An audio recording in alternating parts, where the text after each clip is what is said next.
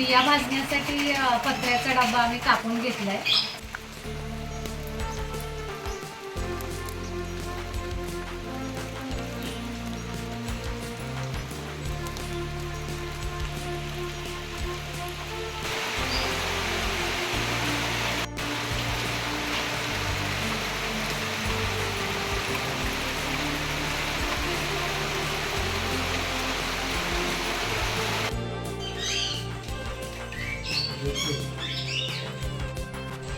April May महिन्याकडे जो काजूचा season असतो तो काजूच्या बिया कशा सुरुवातीला हिरव्या येतात आणि थोड्या दिवसानंतर पिकल्यानंतर बोंडावरती ह्या अशा बिया तयार होतात.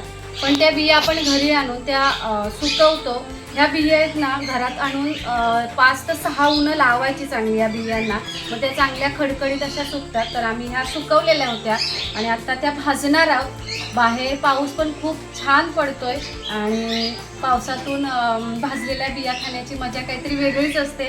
आणि ह्या बिया सुकवल्यानंतर आहे ना चांगल्या टिकून राहाव्यात पावसाळ्यात, तर त्या टिकून राहण्यासाठी एका गोणीमध्ये भरून ठेवायचा, म्हणजे गोंता टाईप असतो ना त्या पिशव्यांमध्ये भरून ठेवायच्या, मग बिया चांगल्या राहतात. आता आपण ह्या भाजणार आहोत चुलीवरती आणि त्यासाठी आता मी ही चूल बनवले, खाली पत्रा ठेवलाय, लाकडं लावले आणि पत्र्याचा डबा घेतलाय. मोठा डबा घेतला तरी चालू शकतो, म्हणजे बाहेर उडत नाही. ह्या काजूच्या बिया आहेत ना जेव्हा आपण भाजतो तेव्हा उडण्याची बाहेर शक्यता असते, त्यामुळे आता हा मी डबा घेतलाय, त्या डब्यामध्ये टाकणार आहे.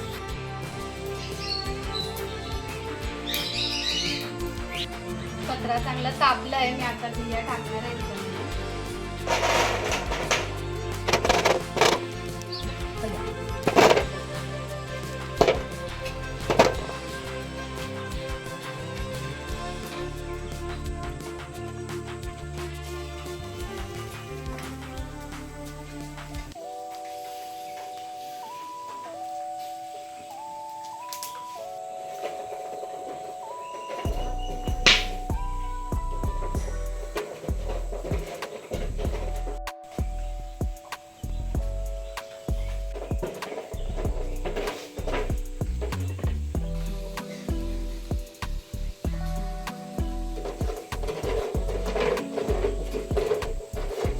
बिया भाजताना आहे ना बियांना तेल सुटतं. आता हे जे तेल आहे ना उपयोगी आहे खरं तर.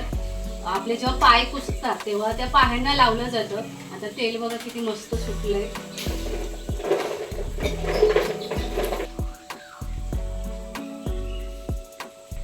सुकलेल्या काजूंच्या बिया जे आपण भाजतो त्यांचा जो धूर असतो तो खूप असा त्रासदायक असतो, म्हणजे आपल्या घशाला थोडासा त्रास करणारा असतो.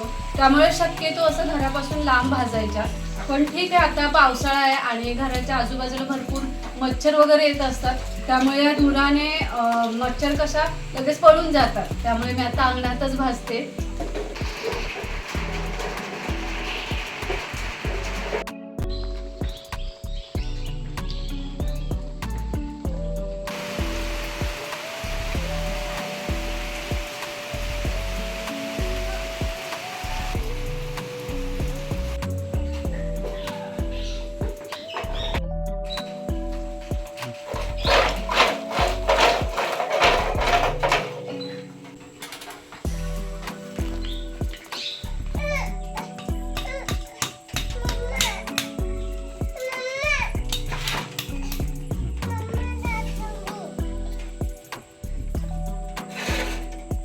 दाखव.